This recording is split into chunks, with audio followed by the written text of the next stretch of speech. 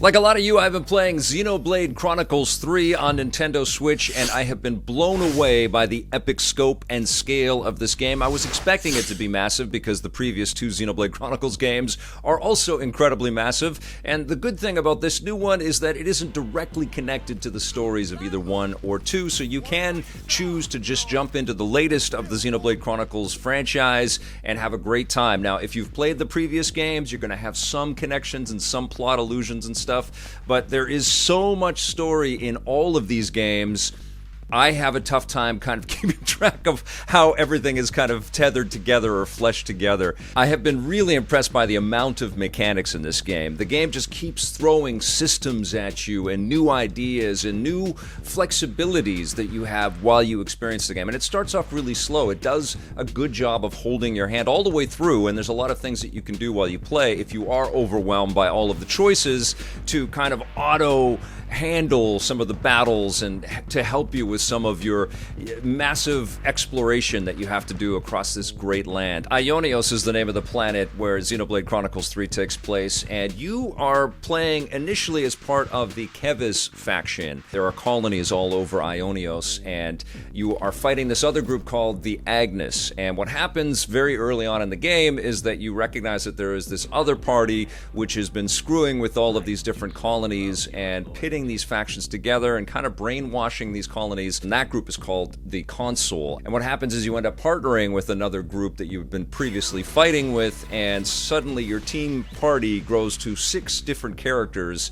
And initially you're still controlling your main character Noah, but then very quickly, well, maybe several hours later, you find that you are actually in control of 6 different characters, and you can bounce between any one of them, and you can customize them and, you know, give them new outfits, train them up, and give them class status so they can learn some new skills in battles. You're not really accumulating weapons, but you accumulate all kinds of accessories that buff you in these different fights and stuff, which is pretty cool. And then you're also picking up another additional ally in terms of a non-player character that can join your party as well. And that addition to your party can actually help with changing your class and learning some new skills that will benefit this large group. And so what starts off as you just kind of controlling a solitary character ends up being a lot of party management in real time as you're battling all kinds of enemies that you're going to find sprawled across Ionios as you're going from territory to territory, trying to free these colonies and take out the Consul and the various robotic bad guys. Along the way, you have to destroy these things called flame clocks, and then you're earning the affinity of all of these different colonies to try to win them over to your side. And it's kind of like these young soldiers fighting for the right of the people across the land. And the other element in here is there is always this ticking clock kind of idea, because in the fiction of XENOBLADE Chronicles 3, these soldiers are really child soldiers, and they have 10 years of service, and then they are killed in this ceremony called the homecoming. And you actually also find dead soldiers scattered all across the lands of Ionios, and you can send them home by playing your flute. And this whole awareness of the fragility of life in XENOBLADE Chronicles 3 works really well. That ticking clock kind of element in there gives you the sense of real pressure that these characters are facing. And obviously there are some characters that are a little bit older and are facing that 10-year span, and then they encounter other characters that give them fresh perspective on their value and this whole idea, this kind of Logan's Run kind of esque attitude that the citizens have had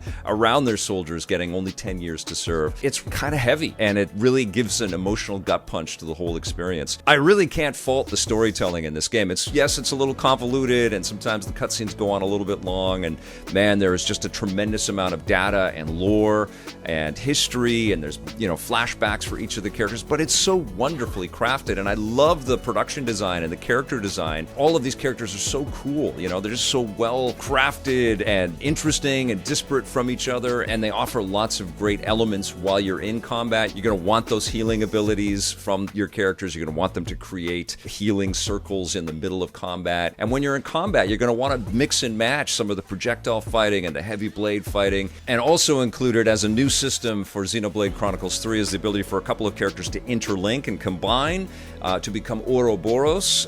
These variations, these kind of robotic variations, almost Voltron-like, where a couple of characters become a robot with new powers and new abilities, and you're doling out all of these combat attacks, whether you're playing each of the 6 characters on screen at the same time individually, and they've got defensive moves, and they've got protective moves, and they've got offensive moves, and there's range weapons and blade weapons and gun weapons. There's even gun weapons that will heal you.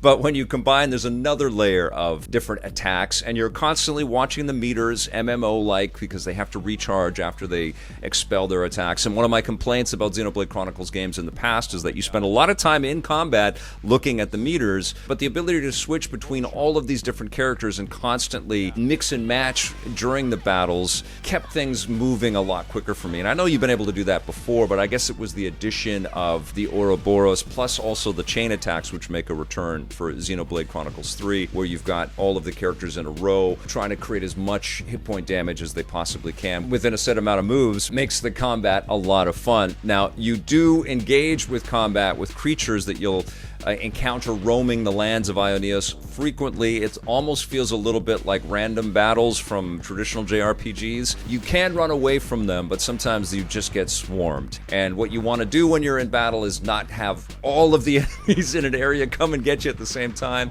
So you want to have a little bit of strategy there. And there is a repetitive element to the combat. And my daughter brought up an awesome point while watching me play Xenoblade Chronicles 3 is like these animals, these creatures are just roaming and they're just going around about their lives. And then you run up and you just start slaying them and crushing them and killing them, and then you get the, sometimes the ribs or the fruit or something that they've been eating. And the land is also littered with all kinds of ingredients that become part of the things that you can cook and the gems that you can craft. You see what I'm talking about here. There are just layers after layers after layers. You're also finding these Nopon creatures all over the land as well, and they gift you with items and they help you to cook and they help you to create the gems, and you're also cataloging them as well. Sort of creating that connection, a little bit like Death Stranding, where you're trying to make these connections in between the colonies and all of these other different characters. Tons of side quests in this game, and some of them feel a little bit like you're on collectathon chase missions and stuff where you're bouncing back and forth across the land. There is fast travel, which you're going to enjoy. I think one of the things that's just most impressive is that the game continues to evolve and change and grow and become more emotionally impactful and more satisfying. You become obviously more connected to these characters as you learn more and more about them. It's a hell of an impressive game. It's not the best looking experience, and I think part of the problem is the ambition of it, the character designs and the models and the cutscenes, all that stuff where we're focused on the people in the game and the robots in the game are all incredible, but when we go into exploring the world, there's a lot of kind of muddy textures and blurry textures and stuff, and not many shades of color as well. You can kind of feel the budgetary constraints on what they can actually get running at 30 frames per second on Nintendo Switch hardware and how much horizon they can show. And you'll also see characters and things pop into frame out of nowhere, out of thin air as you're walking along.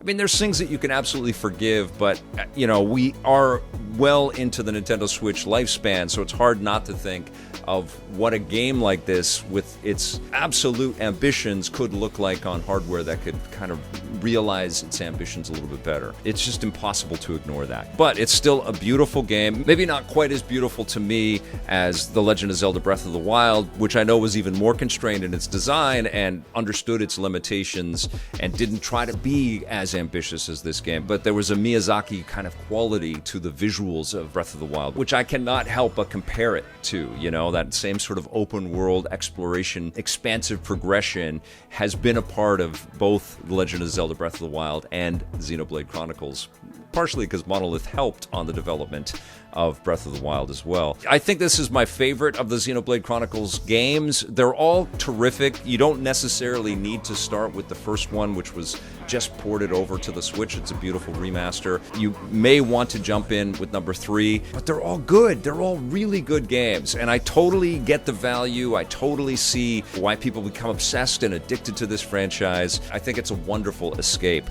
I do have to confess that I have enjoyed enjoyed games like Live Alive and Triangle Strategy a little bit more this year, but that's a little bit more of my personal preference for the visuals and the more sort of confined game style and gameplay of both of those titles. But I am really impressed by the expansiveness and the ambition and the storytelling and the craftsmanship that I'm seeing in Xenoblade Chronicles 3.